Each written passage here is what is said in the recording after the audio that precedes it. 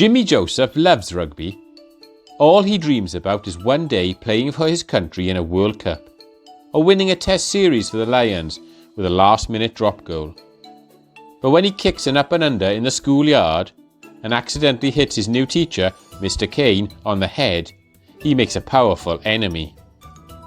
Jimmy and his best friends, Kitty, Manu and Matt, try to prove their worth on the rugby field, but to no avail.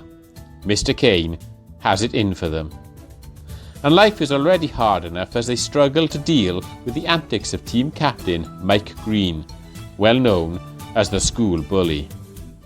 Can Jimmy and his friends overcome the tyranny of Mr. Kane and help Mike see the error of his ways?